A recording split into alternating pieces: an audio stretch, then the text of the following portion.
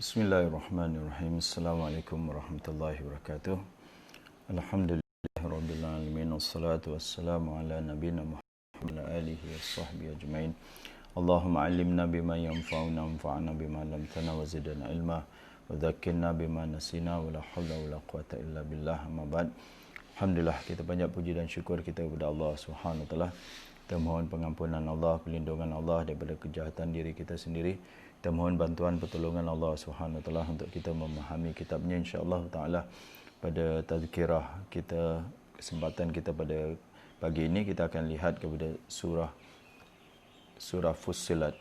Surah Fussilat mula daripada ayat yang ke-30. A'udzu billahi minasyaitonir rajim. Bismillahirrahmanirrahim. Innal ladzina qalu rabbuna Allahu thumma istaqamu tatanazzalu 'alaihimul malaikatu alla takhafu wa la tahzanu wa abshiru bil jannati allati kuntum tu'adun. Nahnu awliya'ukum fil hayatid dunya wa fil akhirah walakum fiha ma tashtahi anfusukum walakum fiha ma tad'un nuzulam min ghafurir rahim. Sadaqallahul azim. Allah Subhanahu wa taala setelah menceritakan tentang hubungan. Di sini ada dua hubungan. Kalau kita ayat sebelumnya, ayat yang mula daripada ayat yang ke 25. Kalau kita ada masa, kita lihat daripada ayat yang ke-25 itu hubungan manusia dengan setan lah. Dengan setan daripada golongan jin dengan manusia. Dua setan lah. Setan manusia ataupun setan jin itu hubungan mereka berdua. Itu menghasut dan menyesatkan. Dan dalam ayat tu juga setan manusia lah menghasut satu sama lain supaya jangan dengar kepada Al-Quran. Jangan dengar la tasma'u li hadzal Quran. Jangan dengar kepada Al-Quran. Dan bagaimana akhirnya dua golongan ini masuk ke dalam neraka. Mereka marah betul. Last ayat yang ke-29 marah betul. Wa qala alladziina kafaru, berkata orang-orang kafir, orang-orang yang diperdayakan oleh setan daripada golongan jin dengan manusia, Rabbana arinal ladzaini adallana minal jinni wal ins. Wahai Tuhan kami, perlihatkan kepada kami dua golongan yang telah menyesatkan kami daripada jin dengan manusia. Supaya apa? Naja'alhuma tahta aqdamina. Kami meletakkan mereka supaya kami dapat meletak mereka di bawah tapak kaki kami. Itu supaya mereka menjadi orang yang hina. Marah betul mereka dengan golongan yang telah menyesatkan mereka. Itu hubungan di antara manusia dengan golongan yang menyesatkan mereka. Itu golongan yang menyesatkan mereka sesama manusia atau daripada golongan setan jin.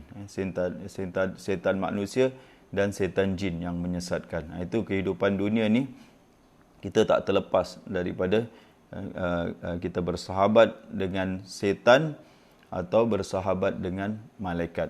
Dua, evil atau good di dunia ni. Setelah Allah Subhanahu wa taala ceritakan tentang golongan yang pertama, mereka yang bersahabat dengan setan-setan, Allah Subhanahu wa taala ceritakan tentang golongan yang kedua, mereka yang bersahabat dengan malaikat ni. Macam mana ini Allah Subhanahu wa taala ceritakan kepada kita tentang golongan ni untuk apa, tuan-tuan?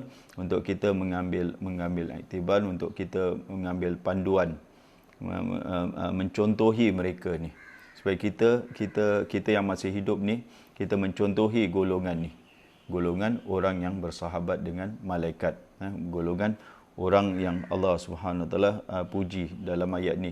Innal ladzina qalu rabbunallah. Sesungguhnya orang-orang yang berkata rabbunallah. Rabbuna itu Rabb kami ataupun Tuhan kami.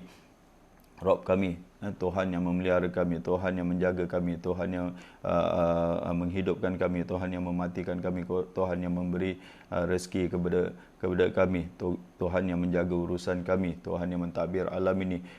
Jadi semualah, semua perkataan sifat-sifat Rabb. Orang kata sifat-sifat rububiyah. Dan sifat-sifat Rabb ini yang ada pada Allah Subhanahu Wa Taala. Jadi mereka menegaskan dengan yakin, dengan iman bahawa Rabb kami hanyalah Allah. Rabb kami adalah Allah Subhanahu Wa Taala. Itu dia penegasan mereka, keyakinan mereka. Mereka ucapkan Rabb kami adalah Allah Subhanahu Wa Taala. Kata ulama apa ni maksud apa ni kata-kata mereka Tuhan kami ialah Allah ni bukan hanya berkata je macam gitu. Tuhan aku Allah macam gitu. Biasalah ada orang-orang Islam kan, ada yang cakap Tuhan aku Allah tapi tak taat kepada Allah Subhanahu Wa Taala. Dia tahu kalau kita tanya dengan dia, cakaplah orang yang paling tak taat dengan Allah adalah orang yang tak solat lah. Tak ada orang yang paling teruk lagi daripada orang yang tak solat. Orang yang tak solat walaupun nampak di kalangan masyarakat ni baik sangat orang dia. Orang dia baik sangat, smart sangat. Kadang dia aktivis masyarakat pula. Orang dia baik, orang dia itu tapi tak solat. Tak solat tu kira dah kategori orang paling teruk sekali. Orang paling teruk pada pandangan Allah Subhanahu Wa Taala. Kalau kita tanya dengan dia, siapa Tuhan kau? Dia kata Tuhan aku Allah. Tapi dia tak solat. Dia tak beribadat kepada Allah, dia tak taat kepada Allah. Jadi itu bukan makna dia. Bukan maksudnya lip service saja. Kata aja Tuhan aku Allah, begitu aja, tak taat. Apa guna cakap macam gitu? Kalau awak cakap cakap prime minister awak siapa? Presiden aku adalah si fulan. Prime minister aku si fulan. Tapi awak tak taat kepada dia. Apa gunanya? Apa faedahnya? Awak bangga-bangga tapi tak taat kepada dia, tak ikut dengar cakap dia. Sama jugalah kalau kita seorang itu kata bapa dia si fulan tapi dia tak taat dan tak ikut suruhan dia, tak ada faedah pun dengan kata-katanya. Sama juga. Jadi bukan bermaksud di sini Rabbuna Allah dia berkata Rabb kami adalah Allah, begitu bukan. Ulama cakap dia mengatakan Rabbuna Allah, Tuhan kami ialah Allah, iaitu kami tidak mensyirikkan dengan Allah dengan sesuatu pun. Itu pendapat Sayyidina Abu Bakar bila dia cakap Tuhan kami adalah Allah, kami tidak mensyirikkan satu pun. Ada yang tambah lagi, Tuhan kami adalah Allah dan kami mentaati, kami tunduk kepada perintahnya. Kami tunduk kepada perintahnya, kami taat kepada dia. Ada yang tambah lagi, ini tafsiran lah, dan banyak tafsiran yang dibawa oleh Ibn Katsir. Tuhan kami adalah Allah dan kami ikhlas dalam menyembahnya. Jadi bila diklaim, bila dia claim yang Tuhan dia ada Allah, selepas itu mesti nak kami tetap akan menyembah dia. Kami akan menyembah dia dengan ikhlas. Kami akan taat kepada dia. Itu declaration yang tepat. Bukan hanya cakap Tuhan kami adalah Allah, kemudian full stop. Tuhan kami adalah Allah. Allah is my God, Allah is my Lord ke apa? Lepas tu tak diteruskan. Lepas tu tak taat kepada Allah, tak beribadat. Cakap aja Tuhan kami adalah Allah tapi buat syirik. Melakukan kesyirikan. Ini tak Tuhan akulah yang memberi aku rezeki tapi minta kepada makhluk-makhluk dalam soal rezeki ke apa, atau Tuhan akulah yang apa ni menyihatkan aku, yang memberi aku kesihatan. Tuhan aku boleh menarik kesihatan. Ya, cakap macam itu tapi bila ditimpa penyakit pergi kepada buat benda-benda syirik kepada Allah Subhanahu Wa Taala. Itu bukan itu apa ni isytihar saja Allah tu Tuhan dia tapi tidak beribadat atau tidak tunduk patuh kepada Allah Subhanahu Wa Taala. Itu bukan. Jadi yang dimaksudkan adalah Tuhan kami adalah Allah Subhanahu Wa Taala dan kami menyembah dia. Kami tidak mensyirikkan, kami mentaatinya, kami tunduk kepada dia. Itu maksudnya. Tsumma istaqamu, selepas mereka katakan yang demikian itu, Selepas ikrar mereka, Tuhan kami adalah Allah, summastaqamu, kemudian sampai mati mereka istiqamah, gitu. Kemudian mereka tetap teguh di atas pendirian mereka itu, di atas jalan yang lurus yang diperintahkan ibadat mereka, di atas ibadat mereka, di atas agama mereka, di atas jalan yang lurus yang mereka tempuh itu, mereka istiqamah. Sampai bila, tuan-tuan? Sampai mati. Itu istiqamah. Istiqamah dia bukan istiqamah macam contohlah kita istiqamah dalam bulan Ramadan je. Lepas bulan Ramadan dah ke mana witir kita, ke mana kita punya solat malam kita, ke mana ini semua dah tak istiqamah. Istiqamah tu maksudnya sampai mati. Itu paling berat sekali adalah perintah istiqamah. Pasal perintah istiqamah ni bukan 1-2 hari, 1-2 bulan, 1-2 tahun, tak. Istiqamah ni sampai mati. Awak buat benda tu sampai mati. Bila sampai kepada saat kematian saja, tuan-tuan, orang yang istiqamah dengan pendirian dia ni, orang istiqamah dalam ibadat dia, orang istiqamah di atas jalan yang lurus ni, tatanazzalu alaihimul malaikah. Turun malaikat, akan turunlah malaikat kepada mereka. Akan turun malaikat kepada mereka. Ini jadi ulama tafsirkan bila ni malaikat turun kepada mereka. Ada dua tafsiran. Imam Tabari cakap ada dua tafsiran. Satu tafsiran yang pertama, dan ini paling masyhur sekali, malaikat turun ketika ihtidar. Ihtidar ni ketika nazak. Orang kita panggil nazak lah. Ketika roh nak keluar daripada badan kita. Roh nak keluar daripada badan mereka, jasad mereka, malaikat turun. Malaikat akan turun kepada mereka. Itu ketika dalam keadaan ihtidar atau ketika nazak lah, atau ketika nak keluar roh daripada jiwa seseorang itu, malaikat akan turun. Jadi Allah SWT gambarkan, ceritakan kepada kita, tentang orang yang istiqamah ni, orang yang berkata Tuhan kami adalah Allah dan mereka istiqamah. Bagaimana balasan mereka? Malaikat akan turun. Malaikat akan turun ketika mereka nak meninggal. Jadi istiqamah ni sampai akhir, tak boleh sekejap aja istiqamah. Pasal malaikat nak turun tu bila nak mati. Jadi istiqamah, kalau contohlah seorang itu betul-betulnya istiqamah, last few years saja dah tak istiqamah lagi dengan pendirian dia, macam mana malaikat nak turun? Malaikat akan turun sampai dia kena istiqamah sampai saat menjelang kematian dia. Apa yang malaikat akan kata kepada dia? Alla takhafu wa la tahzanu. Janganlah kamu takut dan janganlah kamu sedih. Takhafu ni apa, tuan-tuan? Takut. Dia ada dua sini, takut dengan sedih. Jadi bila seorang tu nak meninggal dunia, mesti ada dua perasaan ini, takut dan sedih. Kita sajalah belum meninggal lagi, masih sihat lagi, bila ingat tentang mati je, bila ingat tentang maut aja, mati aja, dah takut dan sedih tak? Sedih lah. Bila tuan-tuan kalau ingat, aku akan tinggalkan anak aku, akan tinggalkan saudara mara aku, adik-beradik aku ini semua. Sedih tak? Sedih kan? Dua ada. Takut tak? Apa yang akan berlaku pada diri aku ni selepas aku meninggal dunia, selepas roh aku dicabut ni, apa akan terjadi kepada aku.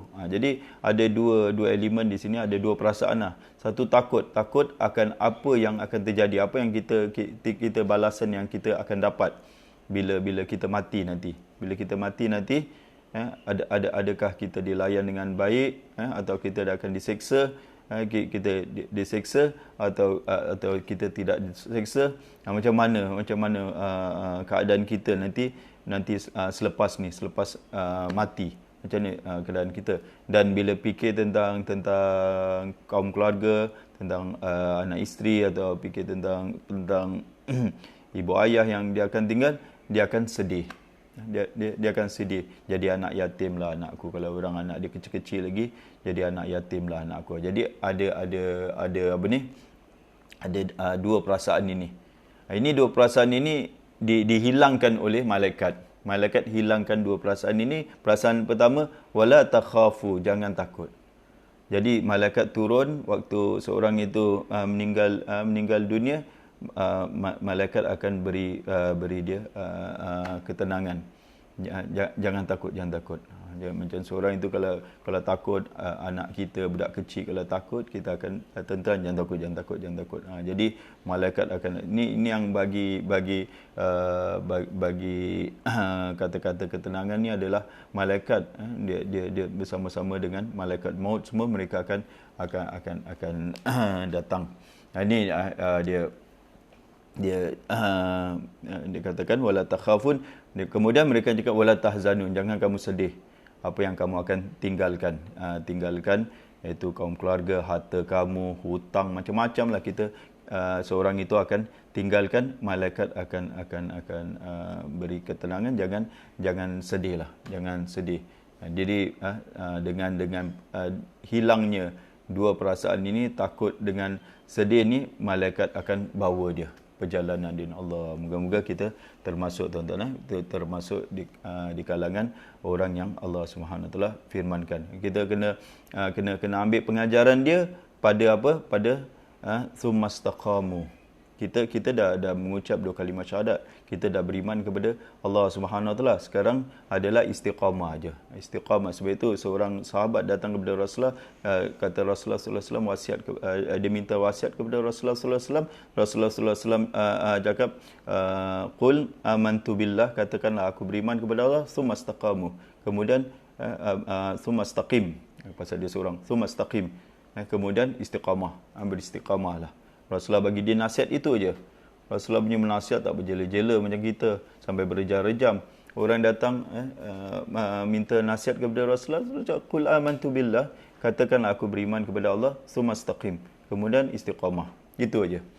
Jadi orang ni tanya lagi dalam riwayat, dia tanya lagi apa yang dapat apa yang aku kena pelihara, apa yang aku kena jaga. Rasulullah tunjuk kepada mulut, kepada lisan kau. Jaga mulut. Itu aja. Apa yang aku nak jaga, apa yang aku nak pelihara, jaga mulut. Jadi istiqamah sampai mati. Jaga mulut, istiqamah juga, dan jaga mulut sampai mati, dapatlah seorang itu berita gembira daripada para malaikat. Dan para malaikat bagi berita gembira, wa abshiru bil jannah. Bergembiralah kamu. Malaikat bagi tahniah kepada mereka. Wa abshiru, tahniah dengan apa? Dengan syurga. Allahu Akbar. Nah, itu yang bila seorang itu saat kita tahu kita ni masuk syurga atau neraka ni, pada saat nyawa kita dicabut itu, kita dah tahu. Saat kita meninggal aja, jangan tunggu akhirat lagi. Pada waktu meninggal aja dah tahu syurga atau neraka. Wa abshiru bil jannah. Bergembiralah kamu atau tahniah dengan syurga allati kuntum tu'adun, yang kamu ni dijanjikan. Allah Subhanahu Wa Taala tak akan mungkiri janji dia. Ini dalam Quran banyak Allah Subhanahu Wa Taala kata Allah tak akan mungkiri, Allah tak akan mengingkari, menyelisihi janji Allah Subhanahu Wa Taala kepada orang yang beriman, yang beramal soleh, orang yang taat, orang yang tunduk kepada perintahnya, orang yang kerjakan apa yang Allah Subhanahu Wa Taala suruh. Allah Subhanahu Wa Taala takkan mungkiri janji dia. Ni janji, tuan-tuan. Sebab itu kita kalau baca Al-Quran, apa yang kita baca semua janji-janji. Belum lagi kita beribadat, kita taat kepada Allah Subhanahu Wa Taala, kita ikut perintah Allah Subhanahu Wa Taala, dah dapat belum cakaplah 1 bulan kita puasa Ramadan ini, dengan puasanya, dengan qiyamul lail dia, dengan solat tarawih dia, dengan macam-macam, dengan baca Quran dia, lagi apa, dengan baca Quran habis satu Quran 30 juz, dengan sedekah dia, dengan infak dia, dengan zakat dia, semua dalam bulan package terus. Kebaikan yang seorang itu lakukan, dah dapat belum, tuan-tuan? Dah dapat belum dia punya janji dia? Belum dapat lagi janji dia. Janji bila? Nanti. Dunia ni ada 2 janji. Janji Allah atau janji syaitan. Syaitan janji dia lain lagi. Itu kalau kita dalam ayat yang lain. Ini adalah janji Allah SWT kepada orang yang istiqamah dalam mentaati dia, dalam beribadat kepada dia, tidak melakukan syirik kepada Allah SWT. Inilah janji Allah SWT, jannah. Hidup kita ni kejar apa? Kejar janji Allah, tuan-tuan. Tuan-tuan bukan datang lah, tuan-tuan di depan handphone ataupun laptop ke apa pada pagi-pagi hari ini nak kejar janji Allah Subhanahu Wa Taala. Nak meraih janji Allah. Janji Allah kalau duduk dalam majlis ilmu, apakah janji Allah Subhanahu Wa Taala? Itu yang kita nak. Kita buat apa semua, kita buat apa lepas ni, apa yang kita buat, kita nak kejar janji Allah. Mana ada kita dapat kalau kita solat pun tadi malam kalau ada di antara kita yang solat tahajud ke pagi hari, tak ada, mana ada dapat cash punya balasan. Jadi tapi dia akan buat je, belum tak ada balasan pun. Seorang itu solatlah macam mana, belum dapat lagi balasan yang dijanjikan kepada dia, itu syurga.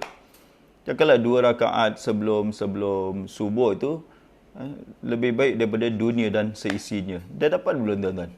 Lebih baik. Tak ada turun cash, tak ada turun harta dari langit. Kita solat 2 rakaat sunat sebelum subuh tu. Rasulullah cakap lebih baik daripada dunia, lebih baik daripada harta dunia dan seisi dia. Dah dapat belum? Tak dapat. Tapi we keep on doing it. Kita terus kerana apa? Kita percaya satu hari Allah SWT akan tunaikan janjinya. Dan di antara hikmah Allah adakan akhirat ini, supaya Allah nak tunjukkan kepada manusia yang dia akan tunaikan janji dia kepada mereka. Supaya dia tunaikan janji dia. Di antara hikmah ada akhirat, aku dah janji dulu di dunia, aku akan bagi kepada kamu ini. Sekarang ni, hari ni, tengok ni, aku bagi kepada kamu. Barulah kita tahu, oh rupanya inilah yang dijanjikan oleh Allah Subhanahu Wa Taala. Itu yang maksud kata ulama allati kuntum tu'adun, yang telah dijanjikan kepada kamu. Allah janji kepada kamu, cuma seorang itu perlu istiqamah dalam dia beribadat kepada Allah. Janji susah juga, tuan-tuan, susah juga. Kalau sesama manusia je lah, bos cakap dengan dia, nanti aku akan bagi engkau gaji yang besar tau. Tapi bertahun-tahun kerja, nanti engkau kerja aja, nanti engkau dapat gaji besar. Kalau tak dapat, macam mana? Rasa bila ni. Sebab itu ramai yang give up. Dia give up lah dengan janji Allah SWT. Awal-awal je dia rajin beribadat, kemudian dia give up. Ada banyak tu. Kalau orang ni belajar je lah. Belajar pengajian ke apa. Kadang setengah jalan, dia give up. Dia give up. Itu tak istiqamah. Tak istiqamah di situ. Kita nak kena istiqamah sampai habis. Betul malaikat cakap, nahnu awliya'ukum fil hayatid dunya. Kami adalah teman-teman kamu. Awliya ni dia boleh jadi penolong, pembantu, teman, wali lah, teman. Kalau ayat ni kata ulama, dia adalah teman. Kami adalah teman kamu, kawan kamu di dunia. Bila kita berkawan dengan malaikat, tuan-tuan? Ini satu tafsiran. Saya buat satu tafsirannya, banyak tafsiran. Bila kita berkawan dengan malaikat? Rasulullah SAW pada majlis beri gambaran kepada kita, pada majlis ilmu tidaklah berkumpul satu kaum di dalam rumah daripada rumah-rumah Allah. Mereka yatadarasuna kitab Allah, mereka mempelajari kitab Allah Subhanahu Wa Taala, melainkan akan turun ke atas mereka sakinah akan turun ke atas mereka, dan mereka akan dinaungi oleh malaikat akan bersama dengan mereka. Majlis ilmu, majlis Al-Quran adalah majlis malaikat. Kita jangan cakap apa ni, dalam majlis kita sendiri kalau baca Al-Quran, malaikat datang. Ada seorang sahabat itu, dia baca surah Al-Baqarah sampai unta dia meronta-ronta, bukan unta dia, kuda dia meronta-ronta sampai terlepas kuda dia melihat awan, macam bentuk awan dia melihat. Paginya dia beritahu kepada Rasulullah, itu adalah malaikat. Kata Rasulullah, kalau engkau baca terus baca sampai subuh, orang akan melihat malaikat tu. Jadi malaikat akan turun pada majlis-majlis Al-Quran ni. Dialah, merekalah teman sekelas kita lah. Teman sekuliah kita. Jadi dekat kami dulu teman kamu. Kami dulu teman kamu fil hayati dunia, di dunia. Sekarang ni di akhirat kami juga adalah teman kamu. So diorang teman kita, hubungan kita dengan malaikat ni dunia dengan akhirat. Allahu Akbar. Lagi strong daripada hubungan kita dengan manusia. Hubungan kita dengan manusia di dunia aja. Di akhirat tak tahu lagi. Ataupun lepas mati dah tak ada, dah terputus hubungan. Hubungan yang paling rapat sekali suami isteri bila? Sampai bila? Sampai mati. Mati dah, suami pun cari isteri yang lain. Isteri pun boleh juga cari suami yang lain. Jadi tapi biasanya suamilah yang cari. Dia akan terputus. Terputus hubungan. Tapi hubungan kita dengan malaikat ni sampai ke akhirat. Di dunia ni mereka ni sahabat kita di akhirat. Bila di akhirat, kata ulama, bila kita dibangkitkan daripada kubur. Bila kita dibangkitkan daripada kubur, malaikat akan menemani kita sampai habis.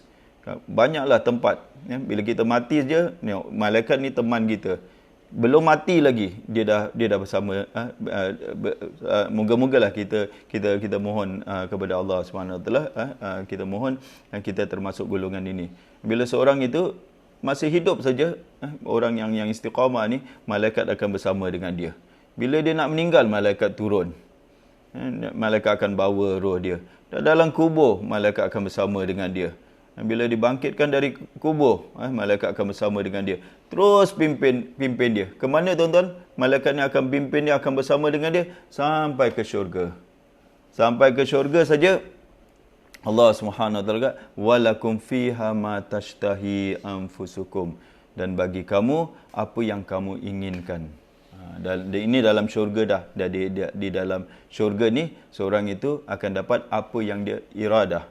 Tashtahi ni apa yang dia kepingin. Aku kepingin ini. Biasa orang cakap aku kepingin. Ingin aja dah dapat. Ingin aja. Macam ulama buat contoh, orang ni dia lihat burung di dahan tu, di pokok syurga. Kalau dapat burung ni makan sedap juga. Terus dibawa burung tu dah siap dengan masak sekali. Tadi awak ada cakap kan, awak nak makan burung, ni dia. Macam di syurga tu seorang itu aku kepingin nak jumpa ibu aku. Terus dibawa kepada ibu dia. Apa yang ingin aja. Dalam keinginan, apa yang diingin aja.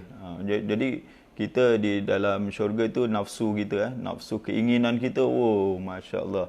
Dunia pun banyak keinginan kita, cuma limited ajalah. Kadang bajet tak cukup untuk memenuhi keinginan kita. Nak itu, nak ini, nak macam-macam. Saya dapat video lah seorang perempuan interview seorang orang Arab lah, orang Arab Badui. Umur dia dah tua. Umur dia 70 lebih ke 80 lah. Di interview ada WhatsApp dia semalam, kawan saya hantar, tengok apa yang kamu inginkan, dia kata aku ingin kereta yang baik, yang aku ingin. Tak ada lagi ke apa yang inginkan? Itulah, aku pun ingin 2 isteri. Dia terkejut perempuan tu yang interview dia. Dah tua macam gini pun keinginan dia 2 isteri pula, bukan 1 lagi. 2 isteri pula dia nak. Jadi banyak keinginan di dunia, tapi tak boleh tercapai lah. Tak tercapai. Bila keinginan ni, ini di akhirat je. Simpan keinginan kita untuk di akhirat. Ma tashtahi walakum fiha ma tashtahi. Bagi kamu apa yang kamu inginkan nanti di akhirat, di dalam syurga. Walakum fiha ma tada'un. Tadi ingin. Yang ni apa yang kamu minta. Tada'un ni, serta apa yang kamu minta, kamu akan dapat. Servis lah. Kita seorang itu di dalam syurga itu, dia akan dilayan habis kita cakap, akan dilayan. Tak perlu mencari makan minum, tak ada lagi. Hanya minta saja. Sedap tak tuan-tuan kalau kita hidupnya hanya minta saja. Jangan cakap di hotel yang besar ke, di tempat-tempat, di rumah ajalah Kita duduk aja, kita hanya minta saja. Siapa yang ada maid sedap lah. Dia minta aja. Bik, bawa air di sini. Oh, air datang. Bik, kasut, bawa itu. Dia hanya minta aja. Bik, bawa bibik, semua bibik. Semuanya bibik. Minta saja. Sedaplah. Yang tak ada, kena bawa kopi sendiri. Kita lepas ni, kita kena kacau kopi, kena kacau ini. Tapi kalau orang yang ada pembantu, sedap aja. Dia duduk depan TV aja. Bik, sini. Gitu, gini. Macam-macam. Yang dia hanya minta aja, arahkan aja. Hanya minta. Jadi dalam syurga ni, Allahu Akbar, kita cakap itulah kehidupan yang senang betul lah. Senang, tak buat apa-apa pun, hanya minta saja. Hanya minta akan ditunaikan. Itu Allah Subhanahu Wa Taala janji dapat kenapa pemberian yang mewah ni semua, yang semua mewah, yang semua high class, high quality semualah. Nuzulam min ghafurir rahim. Sebagai nuzul. Nuzul ni macam sambutan, penghormatan. Nuzul ni dia tempat kita land, tuan-tuan. Tentu kita landing macam hotel ni. Nuzul dia punya reception lah. Bila kita masuk aja hotel tu, reception tu itu adalah nuzul, tempat sambut lah, tempat menyambut tamu. Biasa dia ada welcome tea, welcome drink lah, welcome itu yang mahal punya, yang cokak punya tak ada lah. Hotel-hotel biasa, hotel-hotel yang first class punya, dia ada welcome ini, orang sambut kita dengan dia punya staff semua sambut kita. Itu nuzul. Nuzul ini sambut. Tapi kita dapat nuzul ni dari siapa, tuan-tuan? Min ghafurir rahim, daripada Al-Ghafur, daripada Allah Subhanahu Wa Taala yang Maha Pengampun.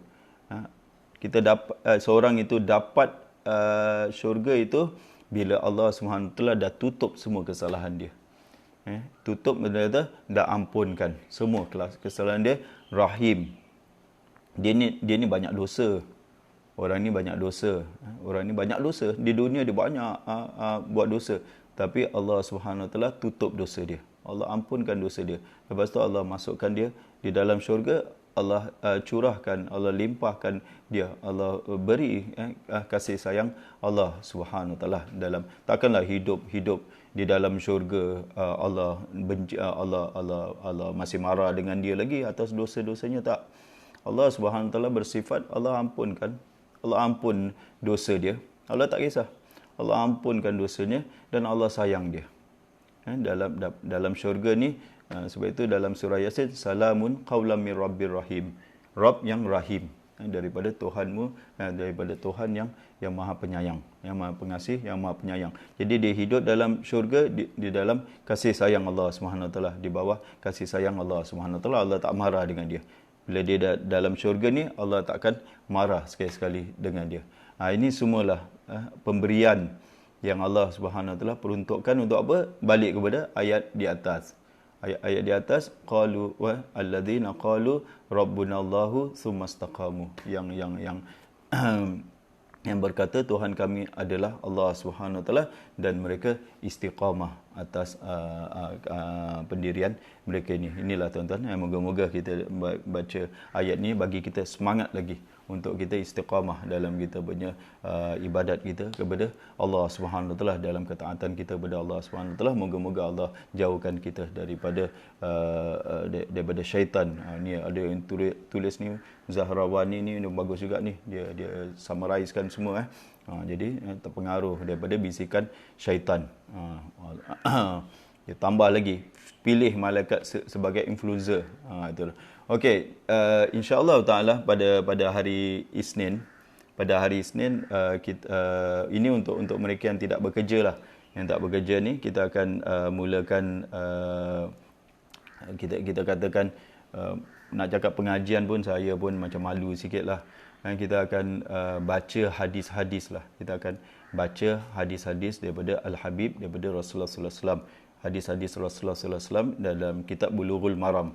Bulughul Maram ni ada sebuah kitab yang ditulis oleh Ibn Hajar Al-Asqalani, seorang ulama besar mazhab Syafi'i. Dia tulis sebuah kitab hadis yang banyak dipuji oleh ulama-ulama lah. Ulama-ulama puji akan kitab ni. Jadi ini pengalaman saya lah. Saya buat ni berdasarkan pengalaman. Saya pun tak banyak pengalaman. Yang tazkirah ni pun pengalaman saya mengajar bertahun-tahun di surau dan di masjid. Dan kemudian ada satu pengalaman yang baik sekali. Biasanya di surau selepas asar ni saya akan baca hadis. Saya baca hadis dan akan terang ada dengan penerangan lah. Bukan saya yang terang, bukan saya yang syarah hadis tu, tapi dalam kitab tu ada. Dan feedback dia bagi diri saya sendirilah, bukan kita macam tertunggu-tunggu sesi tu. Itu selepas solat asar selepas solat asar kita sendiri saya sendiri nak solat di surau tu bukan hanya semata-mata nak solat asar, tapi nak dengar hadis. Nak dengar hadis, nak dapat penjelasan hadis. Dan itu hari-hari, setiap hari. Setiap waktu asar tu kita dapat macam sentuhan daripada hadis ni. Dan kita tak boleh gambarkan lah macam mana. Ini perasaan kita lah. Rasa macam dekat dengan Rasulullah SAW. Banyak kita pelajari. Itulah saya ingat saya nak share lah sama-sama agar kita dapat merasai setiap hari kita akan baca hadis itu setiap dari pukul 8.30 sampai 9 suku bagi yang tak bekerja lah, bagi yang tak ada apa-apa. Bolehlah bersama-sama dengan kita untuk kita sama-sama mendengar hadis daripada Rasulullah SAW agar kita nak elakkan lah. Kita nak elakkan tak balance. Kita tak boleh tumpu kepada Al-Quran saja. Al-Quran je. Dia nak kena balance dengan hadis. Dengan hadis ni.